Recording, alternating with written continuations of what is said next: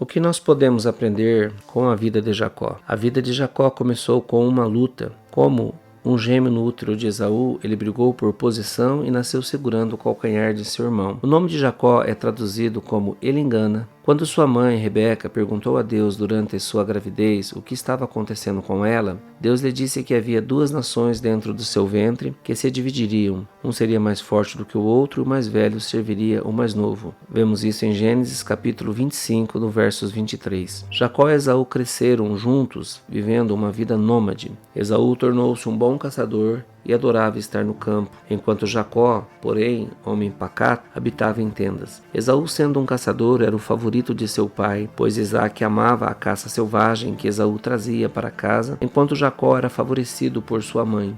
Esse favoritismo destrutivo seguiria a família até as próximas gerações, mais notavelmente com o filho de Jacó, José. Tal foi o favoritismo de Jacó por José, que causou grande ressentimento entre seus irmãos e quase custou a vida de José. Quando Isaque era velho e sua visão estava enfraquecida, ele pensou que estava perto da sua morte e fez arranjos com Esaú para passar-lhe as bênçãos da primogenitura. Ao ouvir isso, Rebeca planejou seu plano para enganar Isaque e abençoar a Jacó. Assim, Jacó recebeu a bênção de seu pai no lugar de seu irmão Esaú. Esaú jurou que mataria Jacó por isso, assim que terminasse o período de luto pela morte de seu pai.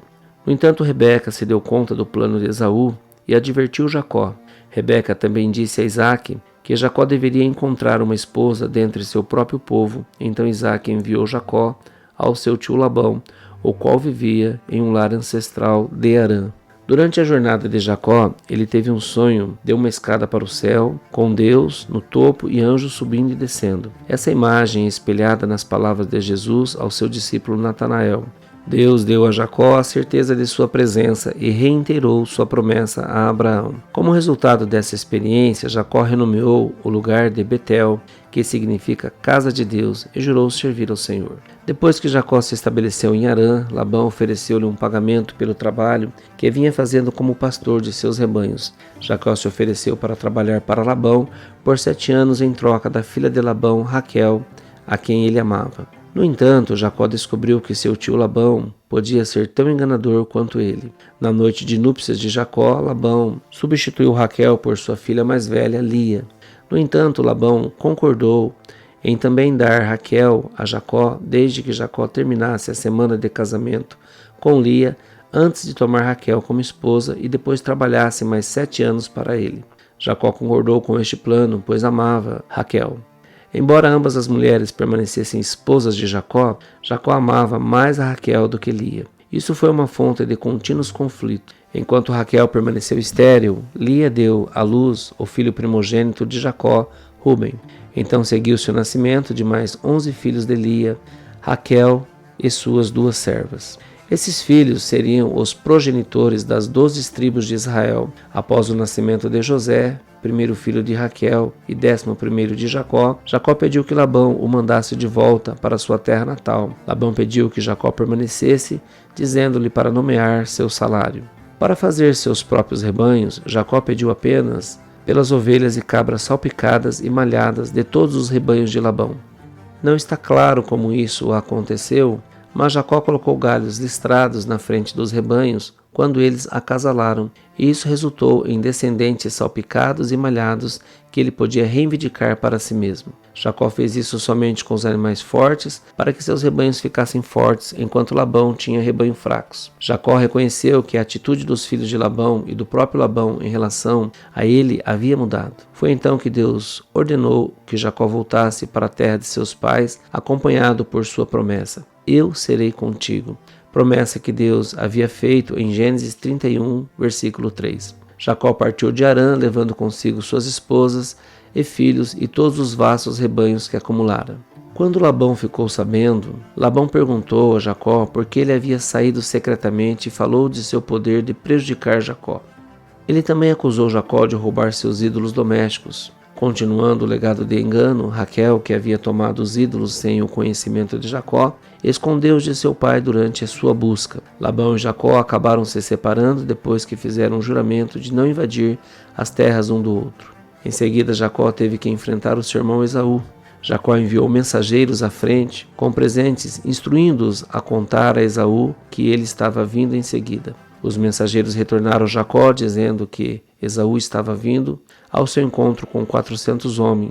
Com medo de que Esaú estivesse vindo para destruí-lo, Jacó dividiu a sua família em 2 grupos, esperando que pelo menos um grupo pudesse escapar ao possível ataque. Jacó orou a Deus para salvá-lo, lembrando-lhe que ele havia enviado Jacó de volta à terra de Abraão e prometido fazê-lo prosperar e seus descendentes numerosos.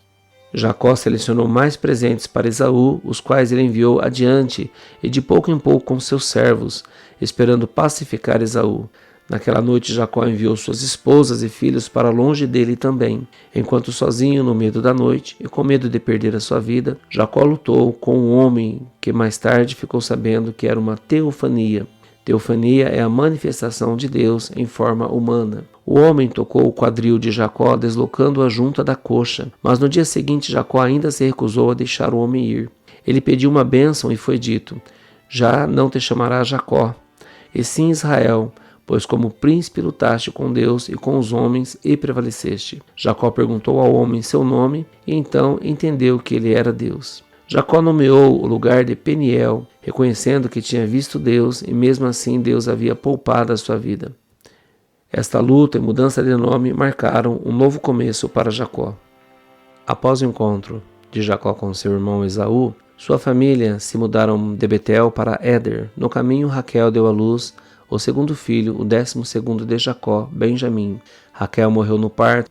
Jacó reuniu-se com seu pai, Isaque, em Manre, quando seu pai morreu. Tanto Jacó como Esaú o enterraram. Semelhantemente à sua mãe, Jacó também tinha favoritos. Raquel era sua esposa favorita e os filhos gerados por ela, José e Benjamim, eram seus filhos favoritos. De fato, José foi tão favorecido que seus irmãos ficaram com ciúmes e o venderam como escravo. Mas Deus estava com José e ele finalmente se saiu bem no Egito e resgatou sua família, inclusive Jacó, da fome. Jacó morreu no Egito e foi embalsamado a pedido de José. José e seus irmãos levaram o corpo de Jacó de volta a Canaã para ser enterrado ao lado de Abraão, Sara, Isaque, Rebeca e Lia. Antes de sua morte, Jacó abençoou seus 12 filhos e pediu para ser enterrado na caverna que Abraão havia comprado para o enterro. Jacó também abençoou os 2 filhos de José, dando a benção do primogênito ao filho mais novo, ao contrário de seu pai, que havia sido enganado para dar a bênção do primogênito a Jacó. Jacó cruzou as mãos para propositalmente dar essa bênção em comum. As semelhanças da vida de Abraão, Isaque e Jacó são impressionantes. Em suas histórias vemos a importância da família e a influência do exemplo. Temas como engano, favoritismo, conflitos familiares, bênçãos inesperadas, reconciliação e fé fluem pelas narrativas. Principalmente vemos que Deus é fiel às suas promessas. Ele escolhe realizar os propósitos do seu reino através de pessoas pecadoras que estejam dispostas a crer nele. Deus pode renovar essas pessoas pecadoras, dando a Abraão o nome de Abraão, Jacó o nome de Israel e fazendo daqueles que creem em Jesus Cristo novas criaturas. Embora nossos padrões pecaminosos ainda possam nos atormentar, em Cristo encontramos perdão pelos nossos pecados, bem como o poder de vencer. Somos convidados a participar da obra de Deus no mundo, temos novos nomes e podemos confiar nas promessas do Deus que se prova fiel vez após vezes. O nome Jacó, enganador, parece caracterizar muito da vida de Jacó, mas ele também era Israel, aquele a quem Deus fez promessas e permaneceu fiel. Deus apareceu a Jacó e Jacó acreditou nas promessas de Deus. Apesar das falhas de Jacó, Deus o escolheu para ser o líder de uma grande nação que ainda hoje leva o seu nome. Se não fosse por isso, é improvável que saberíamos tanto sobre Jacó, pois ele parece estar no meio de eventos enquanto principais jogadores são os que estão ao seu redor. Não há grande sabedoria ou bravura em Jacó, e somos tentados a vê-lo como pouco mais do que um instrumento passivo de Deus. Nós pensamos isso porque não estamos no centro das atenções realizando grandes atos para Deus. Então devemos considerar a vida de Jacó e saber que apesar de nossas falhas, somos sim importantes para o Senhor. Deus pode ainda nos usar para o seu plano na terra. Por isso nós devemos sempre lembrar das promessas do Senhor, ser fiéis às suas promessas e jamais tentarmos ultrapassarmos os limites do Senhor, mentindo ou realizando qualquer coisa que esteja fora da vontade do Senhor. sabendo que aquilo que o Senhor determina realmente acontecerá nas nossas vidas. O Senhor não precisa da nossa ajuda. O Senhor não precisa que nós venhamos a mentir para receber algum benefício ao nosso favor. O Senhor só precisa que cremos no Senhor de um sincero coração, que entreguemos a nossa vida ao Senhor, e entregando nós a nossa vida ao Senhor, Ele sempre fará o melhor para você e para mim também. Se você gostou desse vídeo, por favor, compartilhe com seus amigos para que mais pessoas possam ter acesso a esse material. Também há um link na descrição do nosso grupo do Telegram para nós fazermos sempre um bate-papo bíblico, conversarmos sobre as Escrituras. Convido você a entrar para que nós possamos cada vez mais nos inteirarmos daquilo que é concernente ao céu. Que Deus abençoe você.